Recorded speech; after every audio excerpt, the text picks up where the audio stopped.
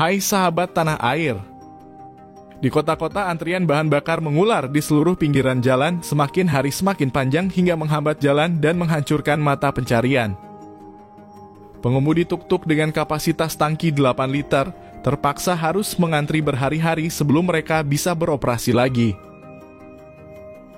Mungkin hanya 48 jam setelah mendapat bahan bakar, mereka dipaksa untuk bergabung kembali ke dalam antrian. Bantal dan pakaian ganti serta air minum tak lupa mereka bawa sebagai bekal untuk menghadapi cobaan yang berat ini. Bahkan makan dengan lauk sambal kelapa, listrik mati berjam-jam, antrian yang membosankan untuk membeli gas LPG hanyalah sebagian dari pemandangan umum yang bisa kita lihat di negara ini. Mengapa bisa Sri Lanka dilanda keterpurukan? Tonton sampai akhir video kami agar tak salah paham. Sri Lanka adalah sebuah negara di Asia Selatan yang saat ini tengah mengalami krisis ekonomi terburuk dalam sejarah, dengan inflasi lebih dari 50%. Menyebabkan cadangan devisa negara ini turun menjadi 1,6 miliar dolar atau sekitar 22,8 triliun rupiah pada akhir November, dan hanya cukup untuk membayar impor selama beberapa minggu. Sementara total utang luar negeri diperkirakan lebih dari 44,5 miliar dolar atau sekitar 635 triliun rupiah. Salah satunya adalah utang ke negara Cina yang semakin membengkak hingga melampaui 8,7 miliar dolar atau sekitar 124,7 triliun rupiah. Utang ini sebagian besar telah habis dipakai untuk pembangunan berbagai proyek infrastruktur, termasuk jalan, bandara, dan pelabuhan.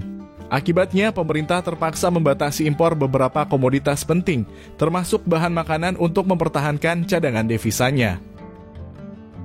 Sementara sebagai negara kepulauan, Sri Lanka sangat bergantung pada impor untuk penduduknya. Langkah ini ditambah dengan meningkatnya harga bahan bakar dan angkutan membuat harga kebutuhan pokok melonjak drastis beberapa kali lipat. Kondisi ini jelas menambah kesengsaraan yang meluas bagi warganya hingga memicu protes besar di mana-mana. Sri Lanka menggunakan bahasa Sinhala dan Tamil sebagai bahasa resmi yang menjadi bahasa nasional di negara ini. Sedangkan mata uang yang digunakan adalah rupiah dengan nilai tukar 1 rupiah saat ini sama dengan 50 rupiah. Sebelum diterpa krisis ekonomi terburuk hingga menyebabkan kebangkrutan, Sri Lanka merupakan negara yang relatif stabil meskipun beberapa sumber telah memperkirakan bahwa suatu saat negara ini akan mengalami kegagalan. Hal ini dikemukakan oleh pakar-pakar ekonomi bukan tanpa sebab jika melihat sistem tata kelola pemerintahan Sri Lanka yang cenderung salah arah. Pasalnya, negara ini hanya mengandalkan ekspor dari sektor pertanian sebagai pemasukan terbesarnya, sementara hasil dari ekspor tersebut dibelanjakan kembali dalam bentuk impor bahan-bahan konsumtif. Tulang punggung ekonomi Sri Lanka adalah ekspor produk pertanian seperti teh, kopi, karet, kelapa, rempah-rempah, dan lain sebagainya.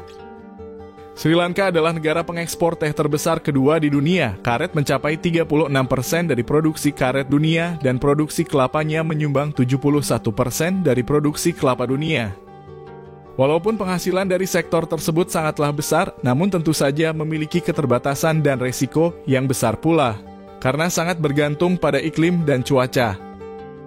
Jika terjadi kegagalan panen atau penurunan target ekspor, sudah pasti akan berpengaruh terhadap stabilitas keuangan negara.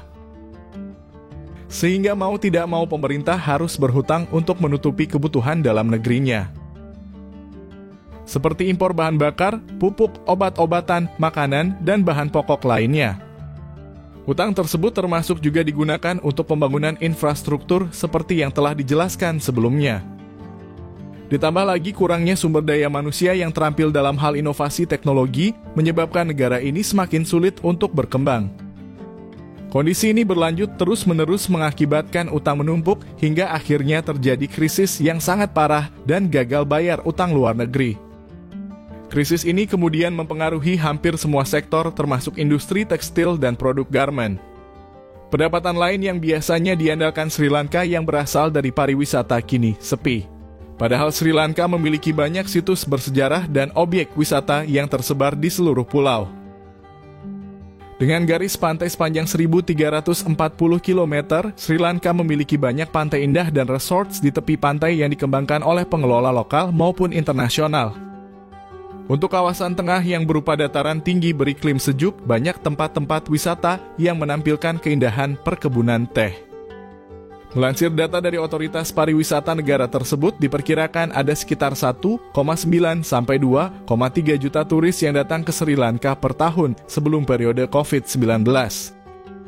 Namun dalam beberapa waktu terakhir, akibat krisis dan suhu politik yang meningkat, cukup banyak resorts yang terpaksa tutup karena tidak ada wisatawan yang datang. Tidak sampai di situ, beberapa kebijakan kontroversi yang diambil pemerintah juga semakin menambah keterpurukan negara ini. Antara lain lebih memilih fokus pada pasar domestik daripada mengekspor ke luar negeri, sehingga pendapatan dari ekspor rendah. Sementara tagihan impor terus bertambah. Kemudian, ketika Presiden Gotabaya Rajapaksa berkuasa, ia memutuskan untuk memotong pajak demi mendapat simpati rakyat. Ini berarti pemerintah memiliki lebih sedikit uang untuk membeli mata uang asing di pasar internasional guna meningkatkan cadangannya. Kekurangan mata uang ini ternyata menjadi masalah yang sangat besar. Hingga pemerintah mencoba menghentikan arus keluar mata uang asing dengan melarang semua impor pupuk kimia dan meminta petani menggunakan pupuk organik. Keputusan ini malah semakin menyengsarakan rakyatnya yang menyebabkan kegagalan panen dan krisis pangan yang meluas. Sehingga Sri Lanka terpaksa harus menambah stok makanannya dari luar negeri yang membuat kekurangan mata uang asingnya semakin parah. Sejak itu pemerintah telah melarang impor berbagai macam barang yang dianggap tidak penting. Mulai dari mobil hingga jenis makanan tertentu, bahkan sepatu juga dilarang. Pada akhir 2019, Sri Lanka memiliki cadangan mata uang asing sebesar 7,6 miliar dolar, namun pada Maret 2020 hanya tinggal 2,3 miliar dolar. Kini Sri Lanka telah kekurangan barang-barang penting seperti makanan, pakaian, obat-obatan, BBM, hingga gas untuk memasak. Bahkan listrik dan transportasi telah meroket dengan sangat drastis karena nilai rupiah yang anjlok. Menurut data dari World Bank pada April 2022, tercatat sekitar 11,7% rakyat Sri Lanka hidup dalam kemiskinan dengan pendapatan kurang dari $32 per hari. Berarti ada sekitar 2,5 juta rakyat Sri Lanka yang pendapatannya kurang dari 1,5 juta rupiah per bulan. Dengan gambaran tersebut, sudah pasti bisa dibayangkan bahwa Sri Lanka bukanlah negara yang kaya. Maka tidak heran jika pendanaan negara yang berasal dari utang luar negeri, terutama dari pemerintah Tiongkok, hingga kini tidak terbayar.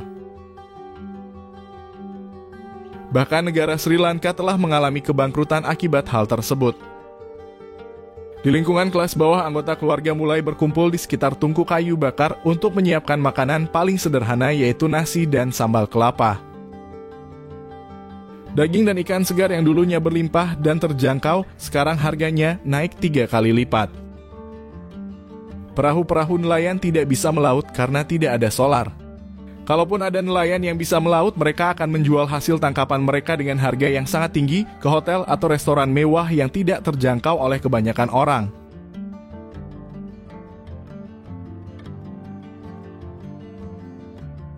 Nah, itulah beberapa hal yang membuat Sri Lanka dalam keterpurukan. Semoga Sri Lanka lekas terbebas dari keterpurukan dan menjadi negara yang lebih maju. Walaupun tak dipungkiri Indonesia juga memiliki hutang luar negeri. Siapa tahu di pemerintahan baru ini Indonesia akan terbebas dari hutang-hutang luar negeri. Terima kasih.